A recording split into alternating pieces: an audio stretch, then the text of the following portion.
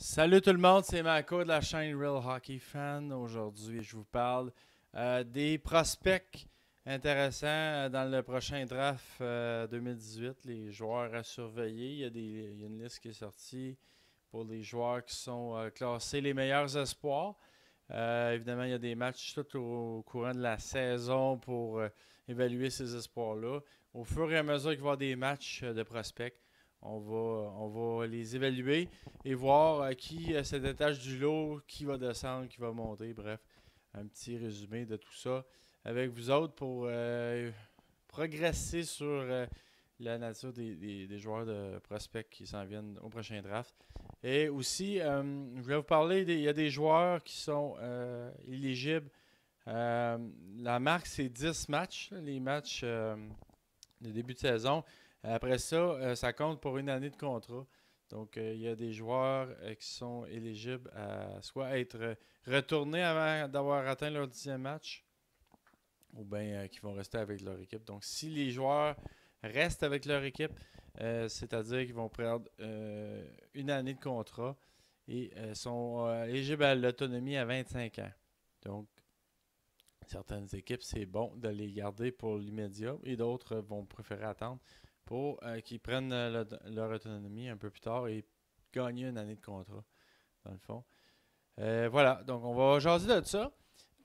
Comme d'habitude, je vous invite à vous abonner, à partager et à aimer ma page Facebook et mes vidéos YouTube si jamais ça vous intéresse.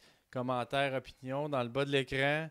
Vous avez, c'est ça, vous pouvez commenter et c'est ça, dire qu'est-ce que vous pensez des vidéos.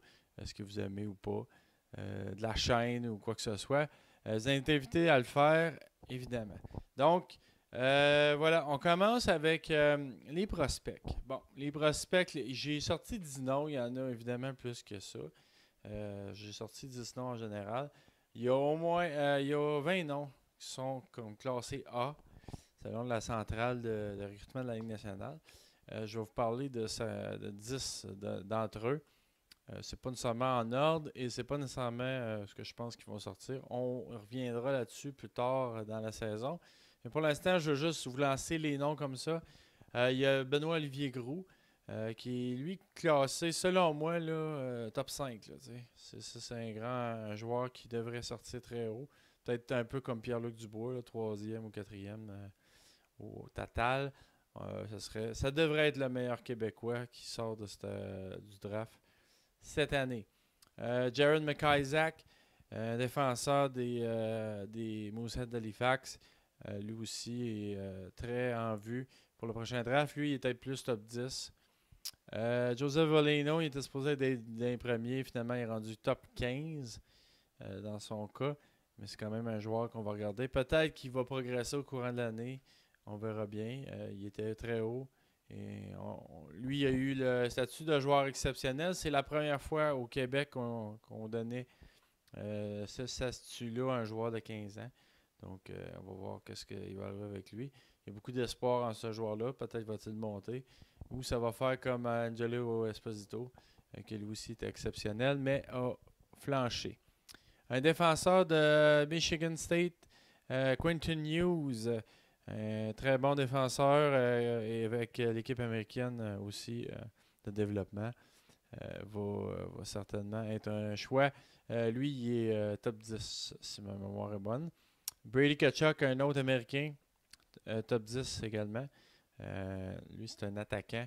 Brady Tkachuk, évidemment, apparenté avec Matthew Tkachuk, son frère des Flames de Calgary, et son père, Keith Tkachuk, qui a joué avec plusieurs équipes dans la Ligue nationale. Ryan Savage, oui, Ryan Savage, et oui, c'est le fils de Brian Savage, le joueur, entre autres, qui joue avec le Canadien de Montréal et les Coyotes de l'Arizona, donc un joueur de l'Arizona. Ryan Savage est parmi les meilleurs prospects également.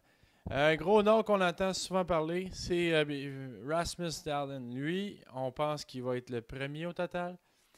On va voir si ça va se concrétiser au la saison, mais c'est lui le favori actuellement pour gagner la loterie du premier joueur. Puis il n'y a pas vraiment d'autres joueurs qui est proche de lui pour l'instant. On verra avec avec le temps, mais vous savez, comme moi, Nolan Patrick l'année passée était en avant de Ishar. Et plus la saison avançait, Ishar s'avançait. Et finalement, Ishar a fini pratiquement égal avec lui. Et les Devils sont allés pour Ishar au premier rang. On a aussi Sveshnikov, en tout cas, il est dur à dire son nom. Des Screaming Eagles du Cap-Breton, un russe, qui devrait aussi, lui, être dans le top 10. Kupari, un autre top 10 de la Finlande, si je me rappelle bien. Et le dernier, c'est Buckfest. Lui, c'est un top 3. Actuellement, il y a aussi Evan Bouchard que je n'ai pas marqué là-dessus. Des défenseurs, c'est 3 défenseurs. Ça devrait être un défenseur, bref, au premier rang. Et peut-être un Suédois le premier depuis Matt Sundin à être au premier rang. Donc, à suivre. Maintenant, du côté des joueurs qui ont 10 matchs, ça va arriver bientôt, dans les prochains jours. Quels joueurs qui vont, selon moi, rentrer, rester avec leur équipe respective et quels qui vont descendre. Alex DeBrincat avec les Blackhawks de Chicago. Lui devrait rester. Il a un bon rôle. Il n'a plus rien prouvé dans le junior. Bref, c'est un très bon atout pour les Hawks. Voilà, donc je crois qu'il va rester. Clayton Keller est tout simplement phénoménal, malgré une équipe horrible devant lui. Ils n'ont pas le choix de le garder parce que de toute façon, ils n'ont rien d'autre. Ça va tellement mal qu'ils n'ont pas le choix de le garder. Clayton Keller va rester. Sergachev, même chose, on oublie ça. Lui, il y a une équipe devant lui, mais il est dominant quand même. Donc, Sergachev va rester, c'est certain. Yamamoto, je suis pas certain. Je suis un peu ambigu là-dessus. Kyler Yamamoto, pas sûr qu'il va rester. En même temps, il fait sa place. Je sais pas, c'est difficile. Moi, je pense que je l'enverrai dans les mineurs pour son bien. Parce que de toute façon, les Oilers n'ont pas besoin de lui tant que ça en attaque. Ils ont une bonne attaque, mais bon. Moi, je prendrais une chance de le renvoyer. Victor Mété avec le Canadien, moi, c'est un no-brainer. Il doit rester. Il est probablement le meilleur défenseur jusqu'à maintenant du Canadien. À part peut-être Weber. Sinon, il n'y a rien d'autre. Fait que Mété doit rester. Nolan Patrick, il est blessé présentement. Donc, ça pourrait peut-être prendre plus de matchs que les autres.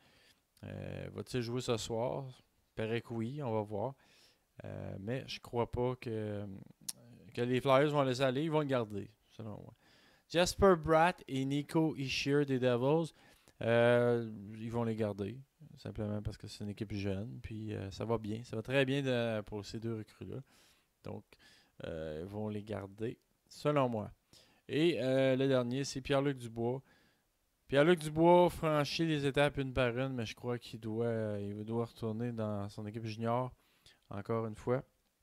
Donc voilà, pour Pierre-Luc Dubois, je pense qu'il va retourner. Donc selon moi, il y a juste Dubois et Yamamoto qui vont aller dans les mineurs.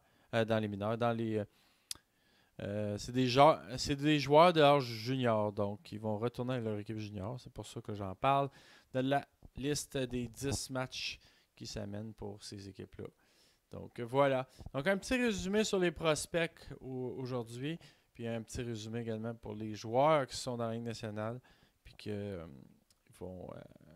s'ils vont rester ou pas. Donc pratiquement tout le monde, sauf Yamamoto et Dubois, devrait rester dans la Ligue nationale. À suivre, on verra ça dans les prochains jours.